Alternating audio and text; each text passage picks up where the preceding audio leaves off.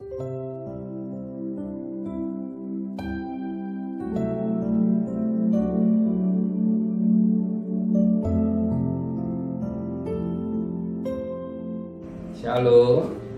pagi.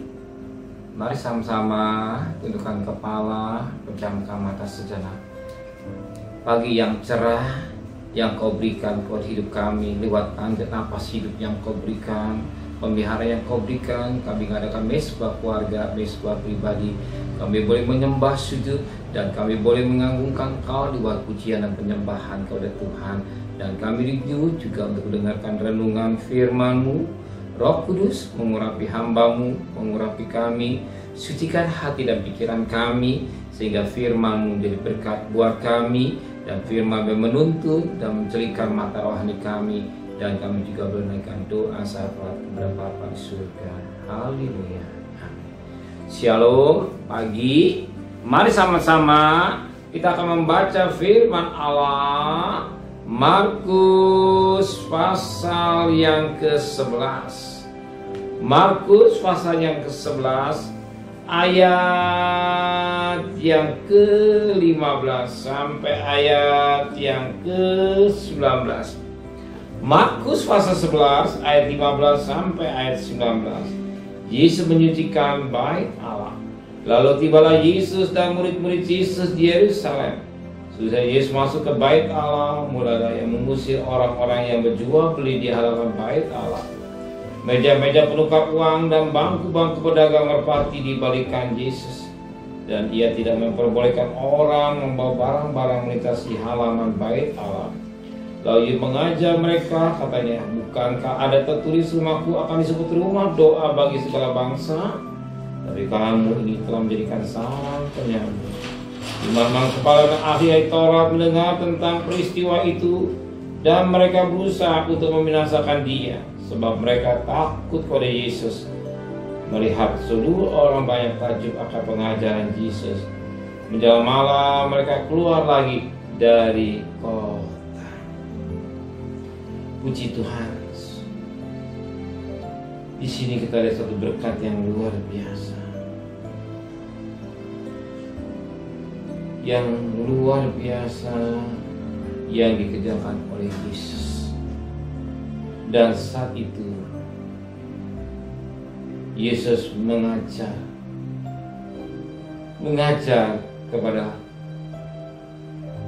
orang banyak. Apa? Sebagaimana ayat 7. Lalu Yesus mengajar mereka, kata Yesus, bukankah ada tertulis rumahku akan disebut rumah doa bagi segala bangsa, tapi kamu telah menjadikan sarang penyambung. Tidak tahu rumah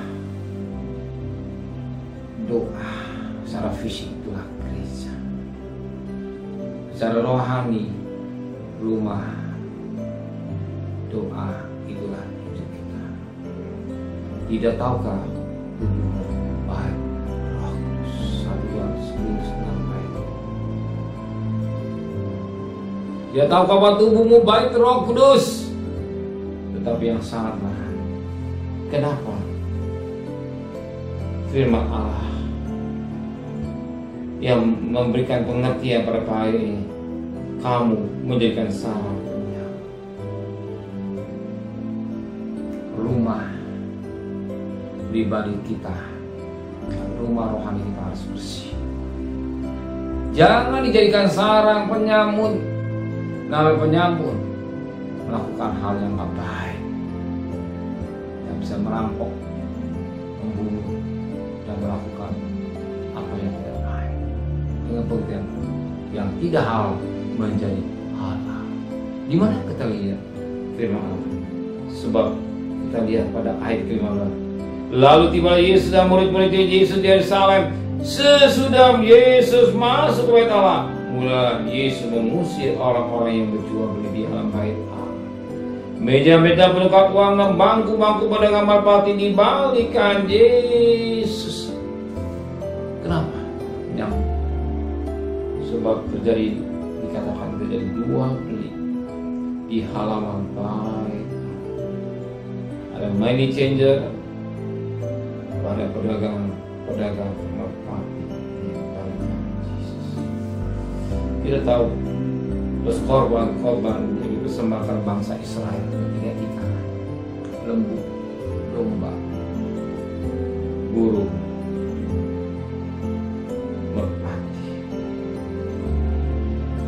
Kita tahu burung mati bicara hal-hal persembahan yang orang miskin katakan, lembu orang kaya, domba orang sedang, burung merpati adalah manusia. Di sini terlihat bagaimana sikap hati yang tidak baik. Imam-imam ada terjadi suatu transaksi jual beli. Ya, transaksi jual beli. Mereka mau datang kepada Allah dengan membawa korban. Korban itu cocok. Ya, yang cocok itu yang sudah diperiksa oleh imam. Hatinya cacat, tidak boleh berkenan. Cacat, tidak boleh berkenan. Berarti yang ada di halaman binatang yang berkenan. Kenapa? Karena sudah diperiksa oleh imam-imam. Tapi sebenarnya bukan itu dia ukuran. Ternyata semua barang hanya sudah diperiksa oleh imam itu anggap halal atau baik. Kenapa? Karena di situ disebut karena diperiksa oleh imam pasti ada imbalan. Itu yang dikatakan yang kurang sempurna bagi kita sempurna. Tapi kalau ambil beli barang di luar belum sempurna, belum bagus. Terjadi hal jual beli. Terjadi hal jual beli yang tidak sukai. Jadi halalnya atau baiknya. Karena kata imam sebenarnya nggak ada demikian. Kenapa baik? Karena sesuatu yang menguntungkan bagi imam. Bagi imam. Dan kita tahu kita di hadapan Tuhan sebagai imam, sebagai raja, sebagai nabi. Ya. Imam, raja, dan nabi. Imam melayani kita, pelayanan yang tidak berkenan. Justru Tuhan mau pelayanan kita melayani yang berkenan. Hati yang bersih, bukan hati jual beli. Sesuatu yang menguntungkan, kalau katakan bagus, karena hati tidak baik. Justru Tuhan ini melihat pertama lain Tuhan dengan hati yang bersih, yang tidak mencari keuntungan yang kecil, mencari keuntungan yang tidak baik. Ini yang Tuhan mau.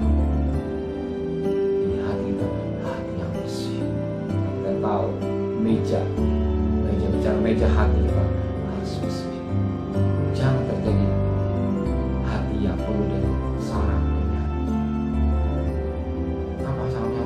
Hati yang penuh dengan perkara-perkara yang tidak baik, ya, yang melukai hati orang, yang membuat orang sesuatu yang tidak enak.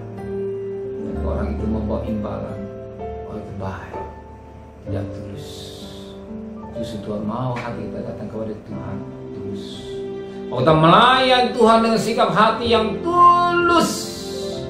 Kita datang kepada Tuhan pada pagi hari dengan hati yang tulus, hati yang bersih, hati yang suci, tangan yang bahagia. Itu yang Tuhan mau. Amin. Hati yang bersih, bukan hati penuh dengan roh jual beli atau sarang penyakit, tapi hati yang bersih yang boleh berkenan kepada Tuhan supaya doa kita didengar oleh Tuhan. Ingat kan? Yesaya 59 ayat 1 dan 2. Bukan telinga Allah tidak mendengar, bukan tangan Allah tidak singkat mendengar, menolong, tapi memisahkan antara kau dan Allah dosa.